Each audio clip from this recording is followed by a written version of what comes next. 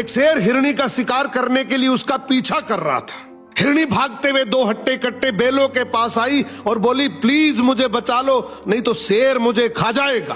काला बेल और सफेद बेल बोला, तुम चिंता मत करो, हम शेर को देख लेंगे। जैसे ही शेर वहां पहुंचा उसने कहा, ये मेरा शिकार है, तुम दोनों यहां से हट जाओ।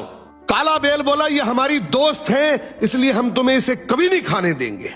शेर बोला, तुम गलत कर रहे हो। सफेद बेल बोला, तुम जो करना चाहते हो करो, लेकिन ये हिरनी अब हमारी सुरक्षा में है। शेर बेबस होकर वहां से चला गया और सोचने लगा, इन बेलों को अलग कैसे किया जाए। तभी शेर ने लोमड़ी को बुलाया और कहा, कैसे भी करके इन दोनों बेलों को आपस में लड़वा दो।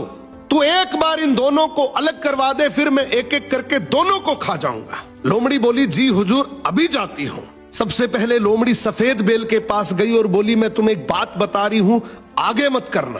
बोली, तुम बहुत सुंदर और समझदार हो, जबकि काला बेल तुमसे जलता है। फिर लोमड़ी काले बेल के पास गई और बोली, तुम इतने हट्टे कट्टे, इतने ताकतवर हो, जबकि सफेद बेल कहता है कि हम दोनों शेर से इसलिए बचे हुए हैं क्योंकि मेरे में समझदारी है, वरना शेर कब का ही हमारा शिकार कर लेता। ये तो गलत बात है, मेहनत तो तुम ज्यादा करते हो और सारा क्रेडिट वो ले रहा है। अब धीरे धीरे दोनों बेलों में लड़ाई शुरू हो जाती है और एक दिन ऐसा आया कि दोनों ने अलग अलग रहने का फैसला कर लिया। इसी बात का फायदा उठाकर शेर सबसे पहले काले बेल के पास जाता है, उसका शिकार करके उसको खा जाता है।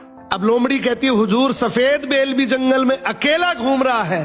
शेर तुरंत उसकी तरफ दौड़ता है और उसे भी अपना शिकार बना लेता है। इसीलिए कहते हैं, भाई भाई जब तक साथ हैं, कोई कुछ नहीं बिगाड़ सकता। और जैसे ही एक दूसरे से अलग हुए, हर गली नुक्कड़ पर ऐसी लोमड़ियां बैठी हैं जो उस अकेलेपन का फायदा उठा सकती है।